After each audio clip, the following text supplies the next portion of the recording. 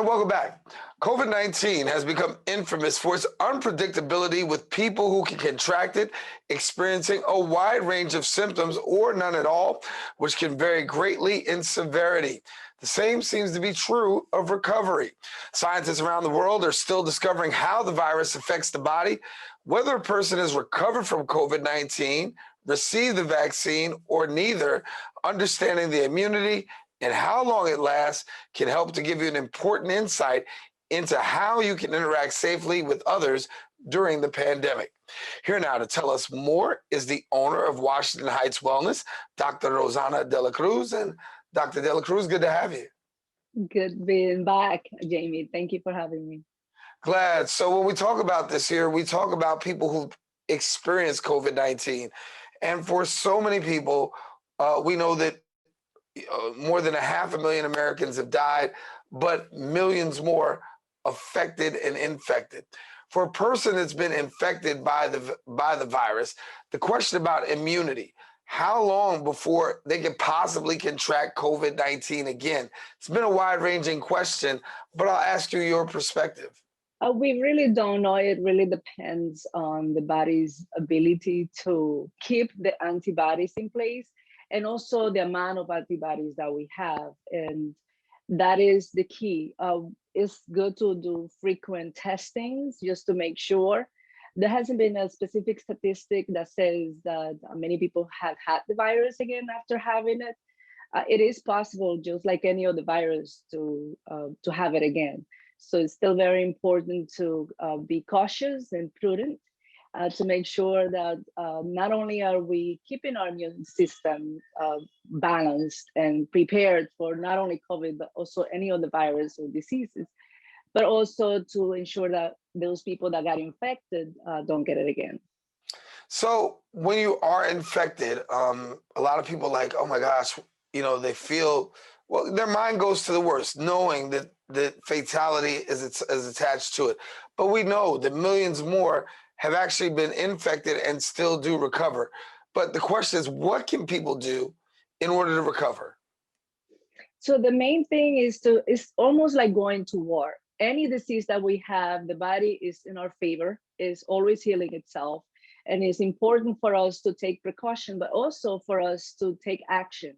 Some of the things that we can do is definitely the mindset is very important, because if we're very anxious and scared and very stressed out over having the virus, potentially getting it, that automatically suppresses the immune system. So it's important to continue to have a positive mental attitude and have some mindset routines, such as spending time breathing, which is very good for the lungs, and also not being stressed out, because the body doesn't have enough energy to protect us from other things. The other things that we can do, not only to recover, also to prevent the virus, is to keep the body in the best shape possible. And this means having a whole food diet, make sure that we're getting enough hydration. Water is one of the best fluids to drink. Having broths, because they all have a lot of minerals and vitamins, to make sure that our immune support is in place if anything attacks us, including the COVID virus. And also very important, and everyone talks about this, is sleeping. It's extremely important to sleep 7 to 8 hours at night. For those people that work at night, which we live in New York, so lots of people work at night, it's good to get in some type of routine to make sure that at least we're getting 7 to 8 hours at night while they are off, their day off. So those are simple things that people can do. And of course, there are supplements and many healthcare practitioners that dedicate themselves to help people recover and also prevent disease, like us here at Washington Heights Wellness. Yeah, we hear these terms, and we hear these terms constantly, whether we're watching TV or, just in conversation. Different kinds of terms associated with COVID-19. Just want to go through a couple of them, give us a breakdown of that definition. So when we talk about natural immunity, what does that mean? It's basically the ability of the body to heal itself, and also is kind of having soldiers inside our body. When we are presented with any virus, including the COVID virus, if we already been infected, it's more like little soldiers waiting. The virus comes in and says, well, I already know you, so you can't beat me. I beat you already. So we become stronger and more resilient if we are faced with the same infection.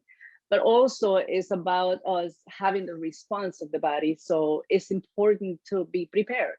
And some of those tips that we share are some of the tips that our patients use, not only to prevent the virus, but also to recover from it. So the antibodies are very important. That is also one of the ways that they measure the vaccine to make sure that that we are protected, as well as the antibodies that are left over.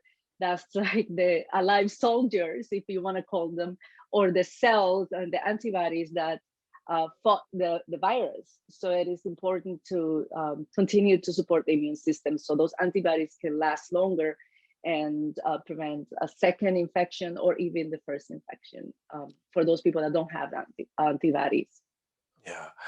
Also, tell me a little bit about, we hear this word herd immunity. What's herd immunity?